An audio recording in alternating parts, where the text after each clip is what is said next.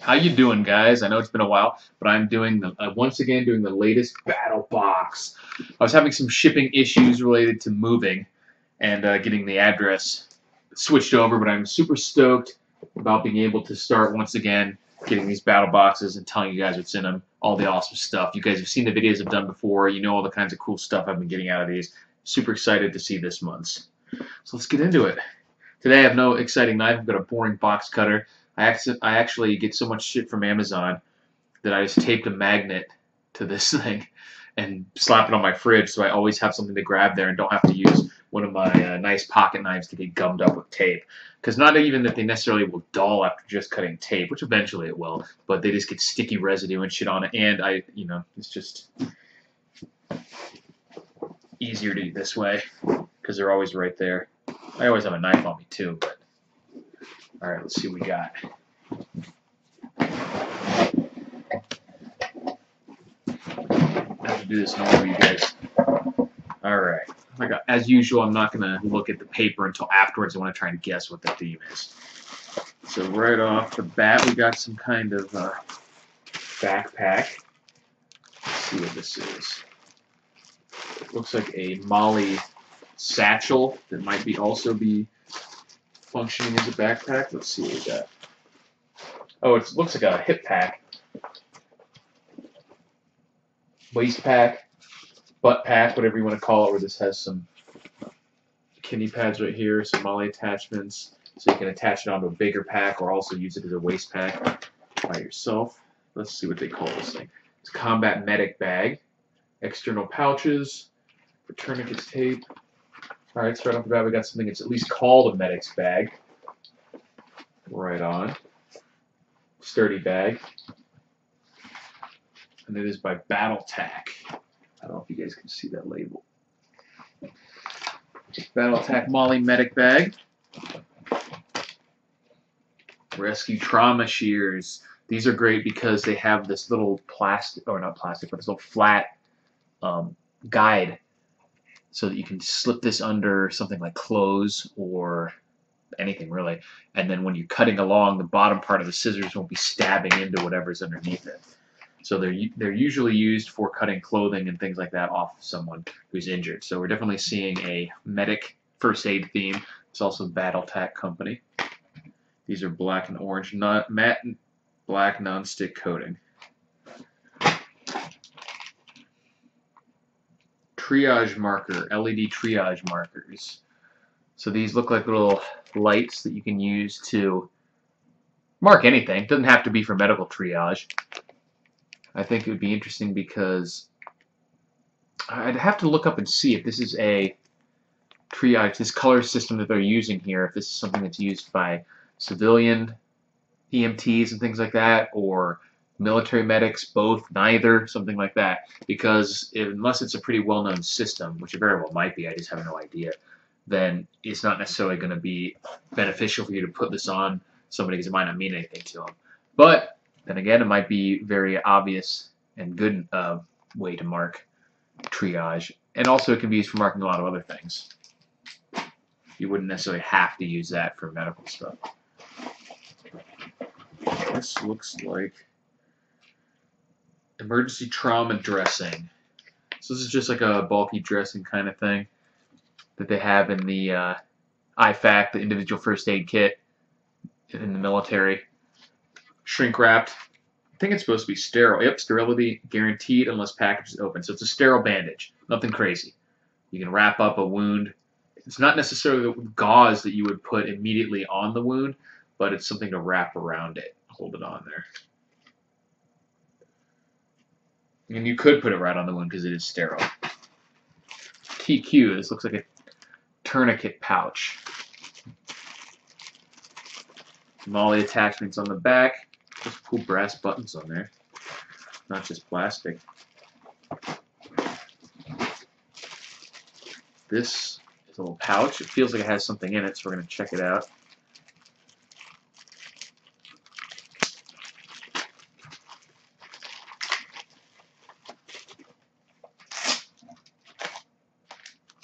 Feels like a couple pairs of latex or nitrile gloves. These are very important because not only do you want to protect the person you're working on from whatever's on your hands, contaminants and stuff like that, you certainly want to protect yourself from any anything in their blood. You don't know what they may be infected with. And it actually has a little, you can see the slit on here. So once you open this bag on the inside, you can pull them out like a tissue box, I'm guessing. That's what that's for. Pretty cool. Same color and everything. I'm going to open this too and see if this actually has... Actually, no, you can already see that it doesn't have a tourniquet in there. I actually do have a couple cool tourniquets, though, that I can put in there. A halo seal. It looks like a giant dressing of some kind. Let's see what it says. It's all in German on the back. It's a non-resorbable and non-sterile occlusive wound dressing intended to cover a wound to provide a mechanical barrier. So this is like a big block for maybe a tension pneumothorax or a sucking chest wound or something like that you could slap on there. And it's non-sterile, it's just physically blocking things from getting into the wound. Very interesting. It contains 2. And it has an adhesive on it. So yeah, it's definitely for like a sucking chest wound, or they call it tension pneumothorax, things like that. This might be a litter, like a, it feels like it's made out of a rubberized tarp. Might be for carrying an injured person. It says this side up. That is exactly what it is. And it's got hands, it's got this side up on it. And then you've got handles on the side so multiple people can carry it. And I'm kind of impressed with how small this and flat this folds up for how big it is. You can tell this material is made out of basically ripstop. Very heavy duty tarp. And yeah, this is just a litter for someone's non-ambulatory. You can slap them on here, carry them around. Pretty cool. Not something that a lot of people have for sure, and could be very useful, especially a portable one like that, not something that's big and heavy with wooden handles and everything. Here we go. Here's the knife for this month. Fox knives.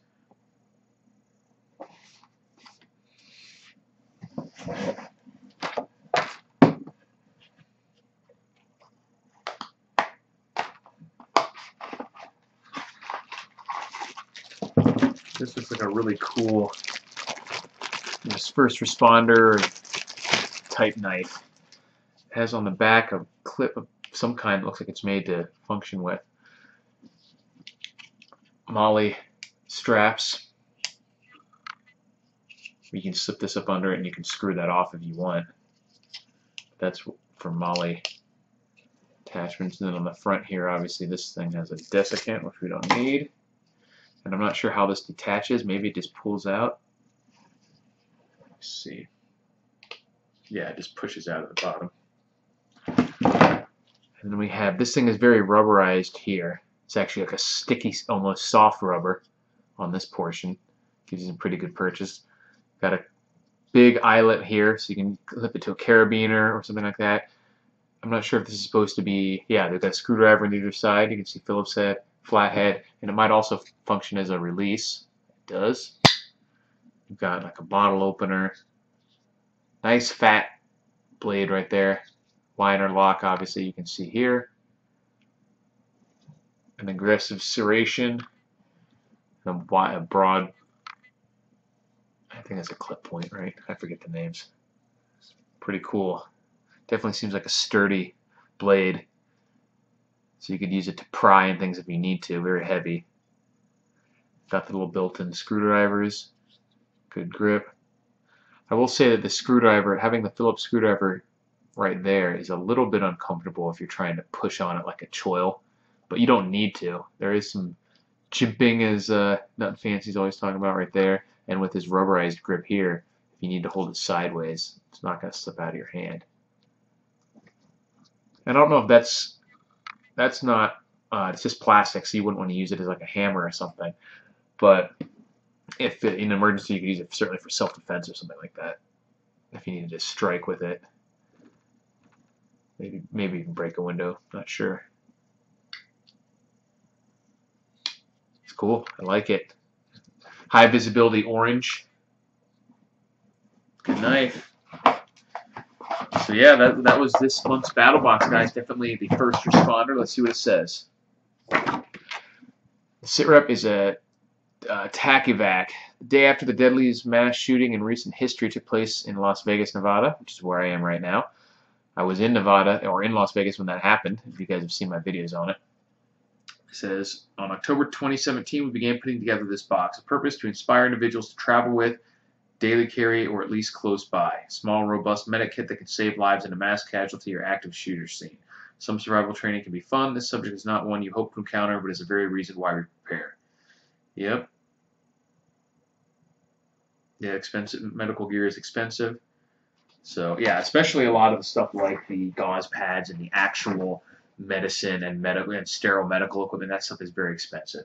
Stuff like the quick clot and all that stuff, it's really nice to have some of that on hand, but it can get expensive. So it's great. What I do recommend is at the very least, because in most situations, it's nice to think about being totally prepared for any sort of medical emergency in a shit-hit-the-fan scenario, but that's fairly unrealistic unless you have the skills and knowledge of a surgeon and all the equipment they would need.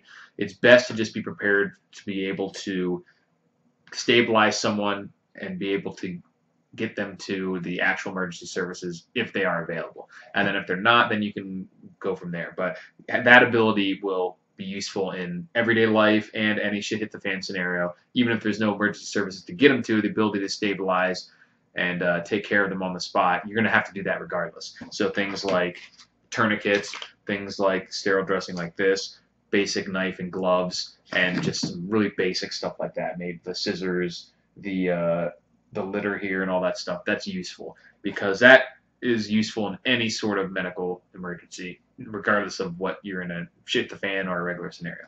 So I recommend definitely having a similar kit like this. I really like this because I don't have a few of these things, especially I don't have these. I have some dressings like this, but I don't have the litter. I don't have these. And the knife, obviously, I didn't have.